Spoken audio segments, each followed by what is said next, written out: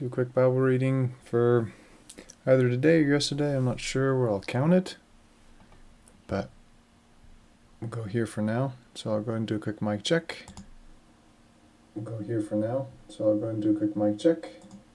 Sounds good. Sounds good. Okay.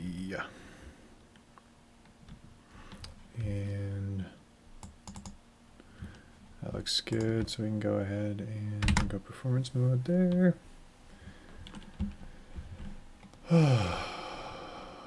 Okay.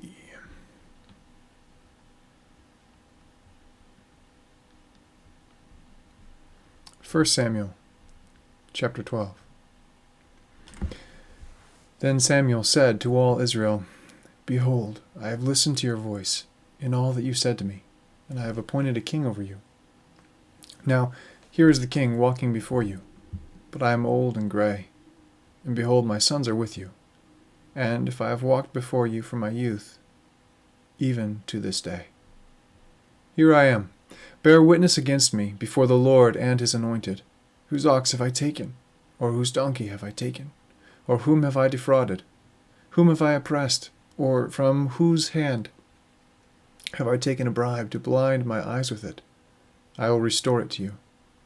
They said, "You have not defrauded us, or oppressed us, or taken anything from any man's hand."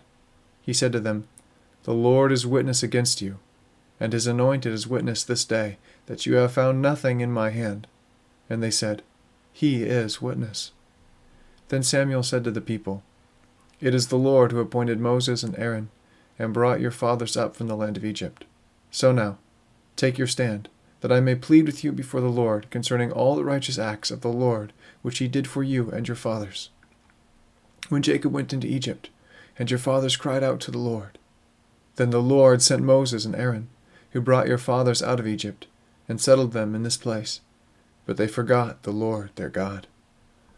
So he sold them into the hand of Sisera, captain of the army of Hazor, and into the hand of the Philistines, and into the hand of the king of Moab. And they fought against them. They cried out to the Lord and said, "We have sinned, because we have forsaken the Lord, and have served the Baals and the Ashtaroth. But now deliver us from the hands of our enemies, and we will serve you." Then the Lord sent Jerubbaal, and Bedan, and Jephthah, and Samuel, and delivered you from the hands of your enemies, all around, so that you lived in security. When you saw that Nahash, the king of the sons of Ammon, came against you, and said to me, "No, but a king shall reign over us," although the Lord your God was your king. Now therefore, if he is the king whom you have chosen, whom have you asked for? And behold, the Lord has set a king over you. And if you will fear the Lord, and serve him, and listen to his voice, and not rebel against the command of the Lord, then both you, and also the king who reigns over you,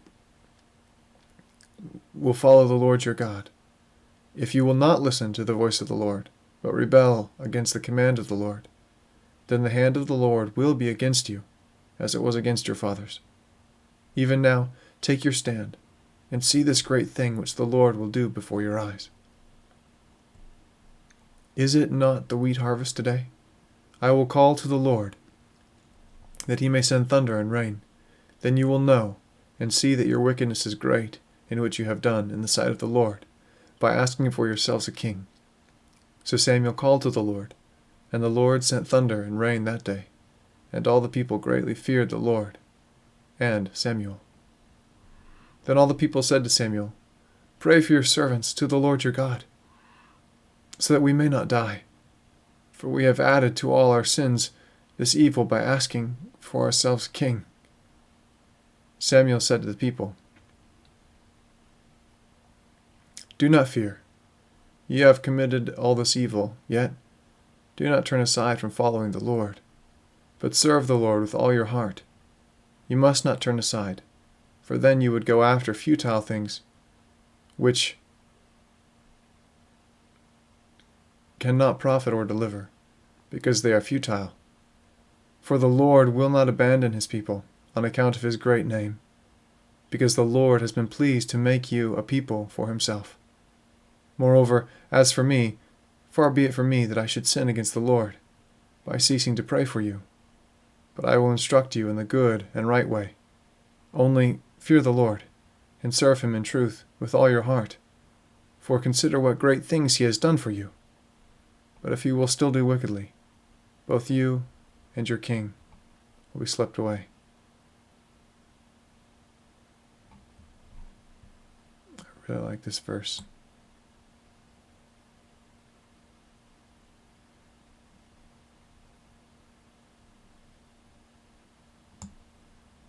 Yeah.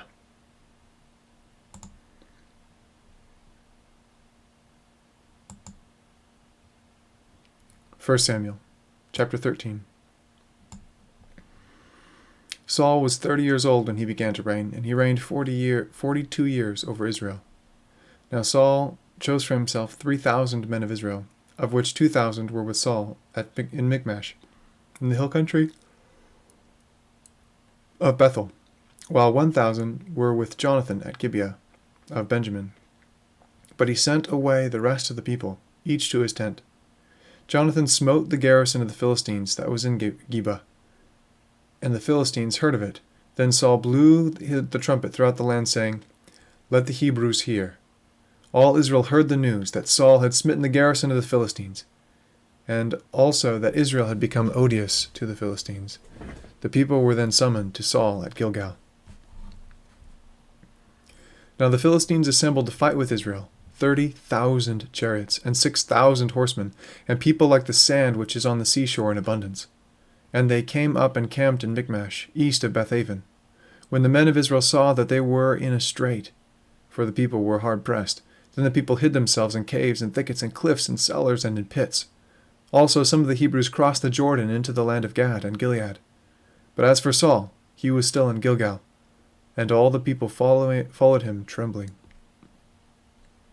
Now he waited 7 days, according to the appointed time set by Samuel. But Samuel did not come to Gilgal, and the people were scattering from him. So Saul said, "Bring me the burnt offering and the peace offerings." And he offered the burnt offering. As soon as he finished offering the burnt offering, behold, Samuel came, and Saul went out to meet him and greet him. But Samuel said, "What have you done?" And Saul said, "Because I saw the people were scattering from me, and that you did not come within the appointed days, and that the Philistines were assembling at Michmash. Therefore I said, Now the Philistines will come down against me at Gilgal, and I have not asked the favor of the Lord. So I forced myself and offered the burnt offering." Samuel said to Saul, "You have acted foolishly. You have not kept the commandment of the Lord your God, which he commanded you. For now the Lord would have established your kingdom over Israel forever. But now your kingdom shall not endure. The Lord has sought out for himself a man after his own heart, and the Lord has appointed him as ruler over his people, because you have not kept what the Lord commanded you." Then Samuel rose and went up from Gilgal to Gibeah of Benjamin, and Saul numbered the people who were present with him, about 600 men. Now Saul and his son Jonathan and the people who were present with them were staying in Gibeah of Benjamin, while the Philistines camped at Michmash. And the raiders came from the camp to the Philistines in 3 companies. One company turned toward Ophrah, to the land of Shaul, and another company turned toward Beth Horon, and another company turned toward the border which overlooks the valley of Zeboim, toward the wilderness. Now no blacksmith could be found in all the land of Israel. For the Philistines said, "Otherwise the Hebrews will make swords or spears." So all Israel went down to the Philistines, each to sharpen his plowshare, his mattocks, his axe, and his hoe. The charge was 2/3 of a shekel for the plowshares, the mattocks, the forks, and the axes, and to fix the hoes. It came about on the day of battle that neither sword nor spear was found in the hands of any of the people who were with Saul and Jonathan, but they were found with Saul and his son Jonathan. And the garrison of the Philistines went out to the pass of Michmash.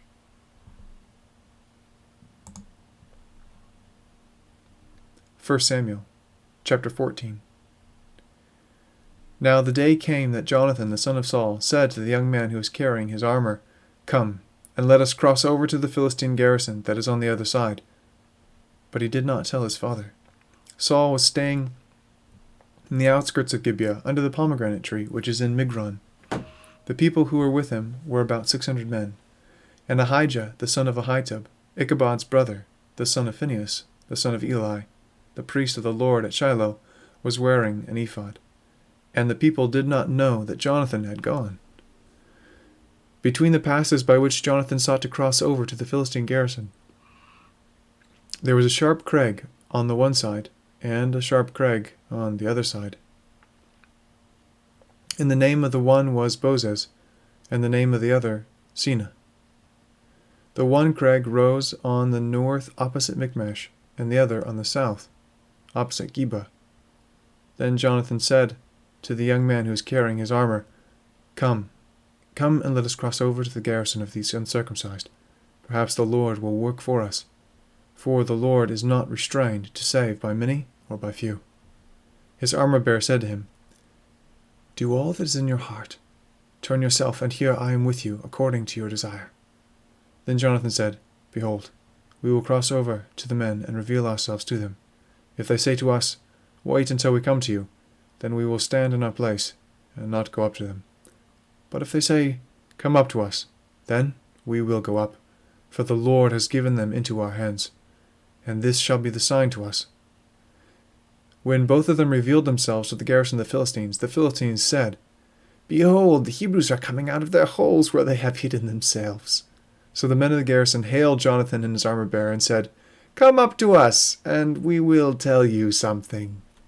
And Jonathan said to his armor-bearer, "Come up after me, for the Lord has given them into the hands of Israel." Then Jonathan climbed up on his hands and feet with his armor-bearer behind him, and they fell before Jonathan, and his armor-bearer put some of them to death after him. That first slaughter which Jonathan and his armor-bearer made was about 20 men, within about half a furrow in an acre of land. And there was a trembling in the camp, in the field, and among all the people. Even the garrison and the raiders trembled, and the earth quaked, so that it became a great trembling.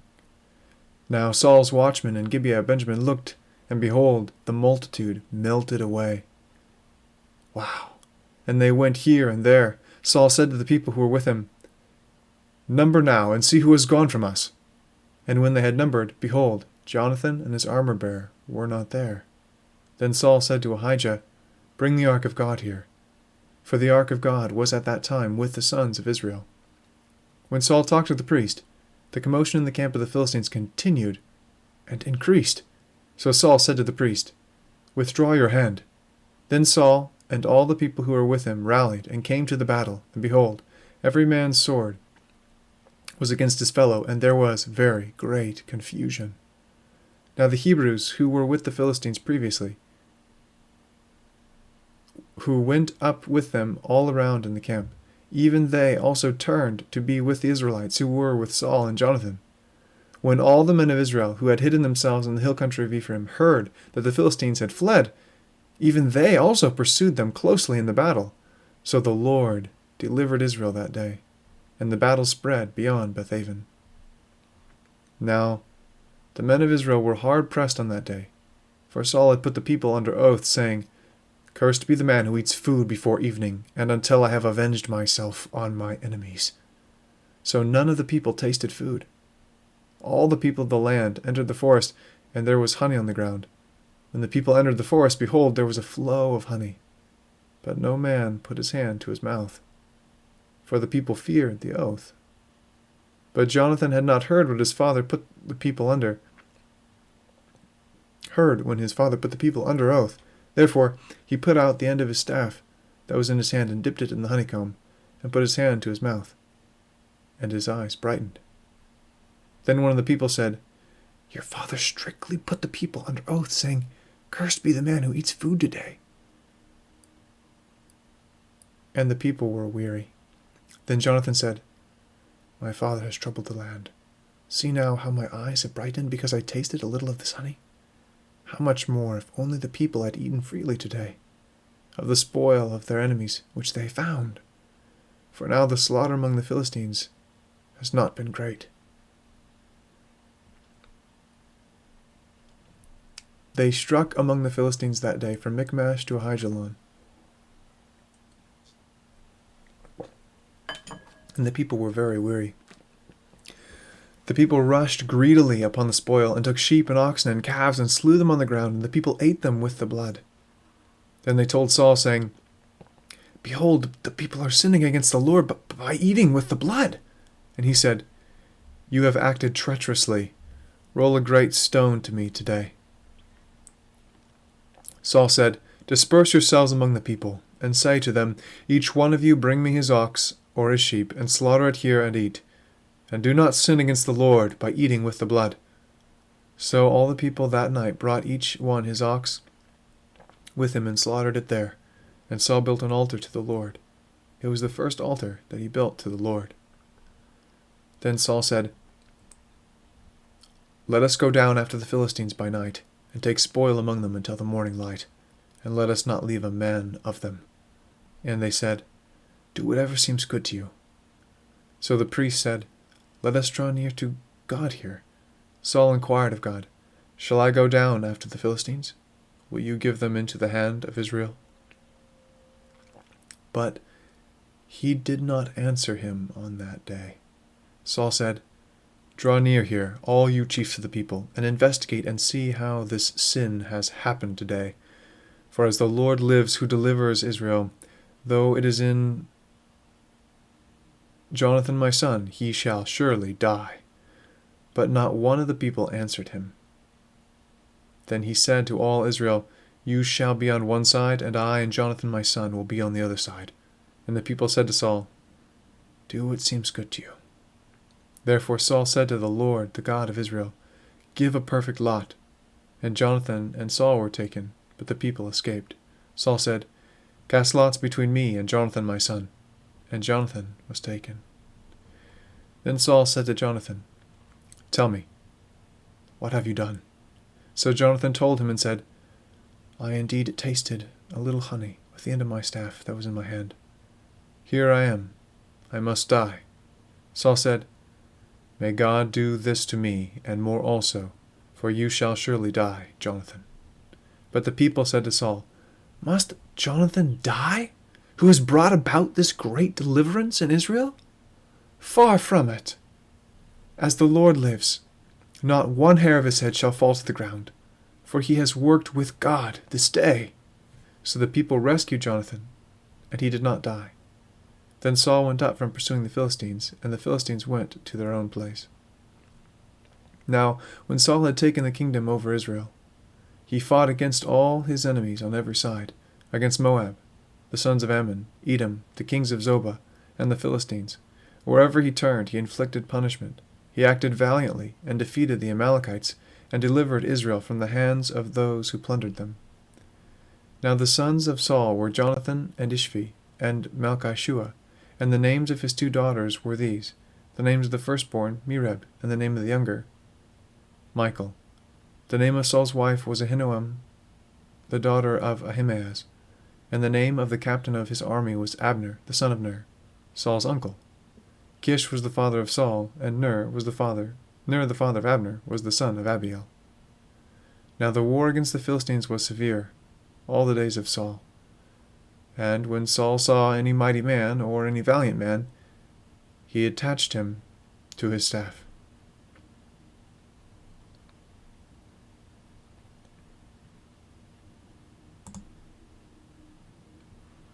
1 Samuel, chapter 15. Then Samuel said to Saul, The Lord sent me to anoint you as king over his people, over Israel.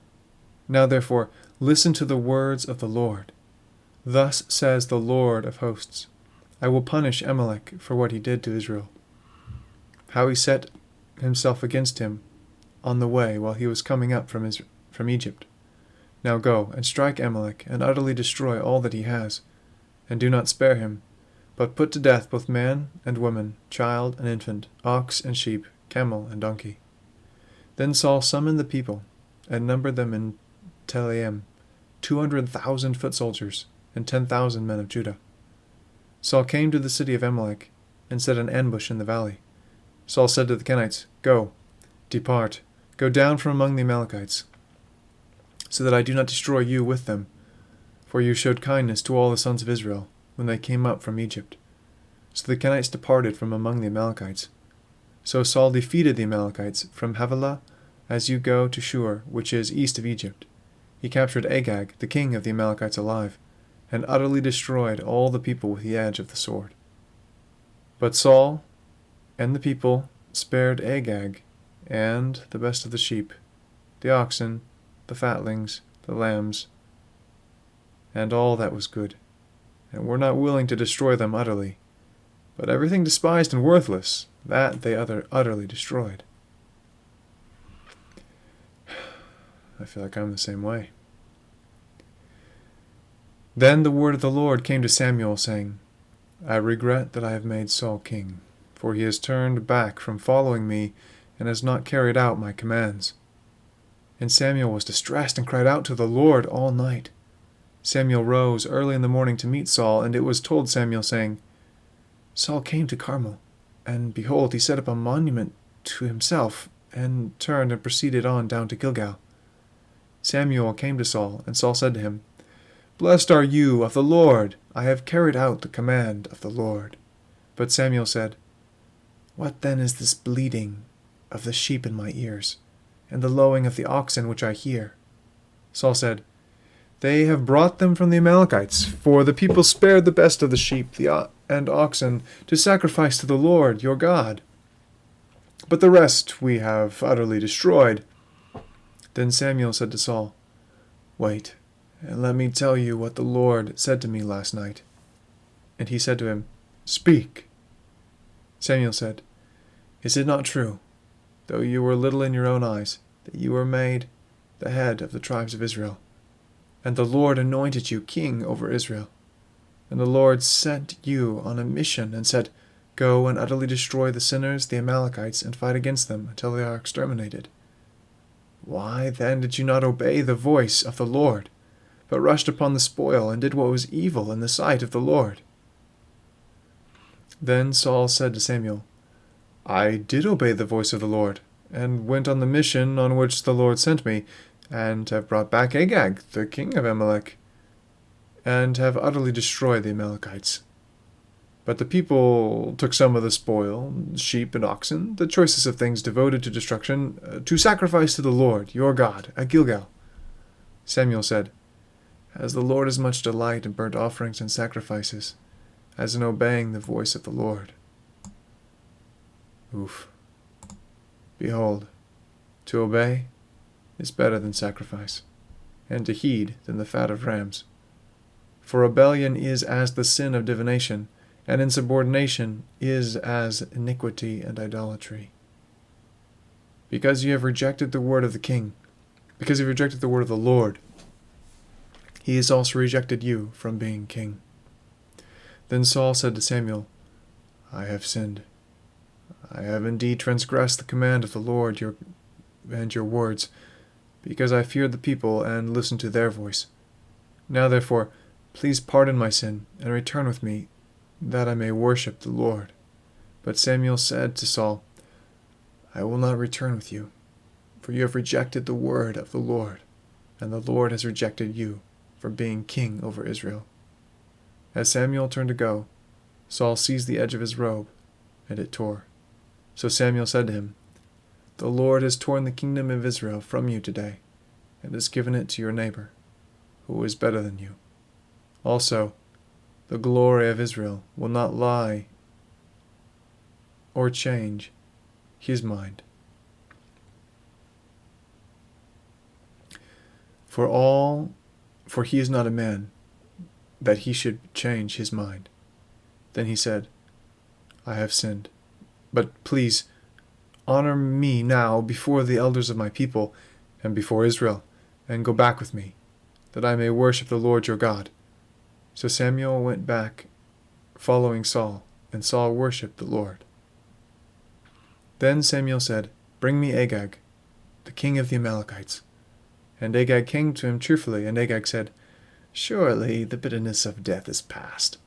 But Samuel said, As your sword has made women childless, so your mother be childless among women. And Samuel hewed Agag to pieces before the Lord at Gilgal. Then Samuel went to Ramah, but Saul went up to his house at Gibeah of Saul. Samuel did not see Saul again until the day of his death, for Samuel grieved over Saul. And the Lord regretted that he had made Saul king over Israel. There's a word to look into.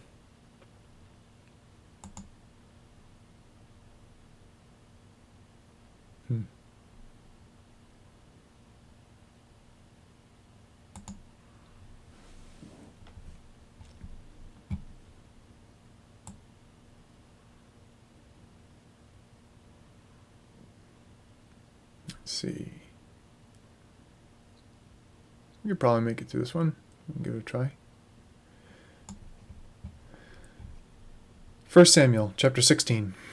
Now the Lord said to Samuel, How long will you grieve over Saul, since I have rejected him from being king over Israel? Fill your horn with oil, and go. I will send you to Jesse the Bethlehemite, for I have selected a king for myself among his sons. But Samuel said, How can I go? When Saul hears of it, he will kill me. And the Lord said, Take a heifer with you, and say, I have come to sacrifice to the Lord. You shall invite Jesse to the sacrifice, and I will show you what you shall do. And you shall anoint for me the one whom I designate to you. So Samuel did what the Lord said, and came to Bethlehem. And the elders of the city came trembling to meet him, and said, Do you come in peace? He said, In peace I have come to sacrifice to the Lord. Consecrate yourselves, and come with me to the sacrifice. He also consecrated Jesse and his sons, and invited them to the sacrifice. When they entered, he looked at Eliab, and thought, Surely the Lord's anointed is before me. But the Lord said to Samuel, Do not look at his appearance, or at the height of his stature, because I have rejected him. For God sees not as man sees. For man looks at the outward appearance, but the Lord looks at the heart. Then Jesse called Abinadab, and made him pass before Samuel. And he said, The Lord has not chosen this one either. Next Jesse made Shammah pass by, and he said, The Lord has not chosen this one either. Thus Jesse made 7 of his sons pass before Samuel. But Samuel said to Jesse, The Lord has not chosen these. And Samuel said to Jesse, Are these all the children? And he said, There remains yet the youngest, and behold, he is tending the sheep. Then Samuel said to Jesse, Send and bring him, for we will not sit down until he comes here. So he sent and brought him. Now he was ruddy, with beautiful eyes and a handsome appearance. And the Lord said, Arise, anoint him, for this is he. Then Samuel took the horn of oil and anointed him in the midst of his brothers. And the Spirit of the Lord came mightily upon David from that day forward. And Samuel arose and went to Ramah. Now the Spirit of the Lord departed from Saul, and an evil spirit from the Lord terrorized him. Saul's servants then said to him, Behold now, an evil spirit from God is terrorizing you. Let our Lord now command your servants who are before you. Let them seek a man who is a skillful player on the harp. And it shall come about, when the evil spirit from God is on you, that he will play the harp with his hand, and you will be well. So Saul said to his servants, Provide for me a man who can play well, and bring him to me. Then one of the young men said, Behold, I have seen a son of Jesse the Bethlehemite, who is a skillful musician, a mighty man of valor, a warrior, one prudent in speech, and a handsome man, and the Lord is with him. So Saul sent messengers to Jesse and said, Send me your son David, who is with the flock.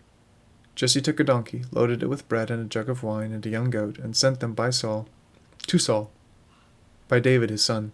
Then David came to Saul and attended him, And Saul loved him greatly, and he became his armor-bearer. Saul sent to Jesse, saying, "Let David now stand before me, for he has found favor in my sight." So it came about, whenever the evil spirit from God came to Saul, David would take the harp and play it with his hand, and Saul would be refreshed and be well, and the evil spirit would depart from him.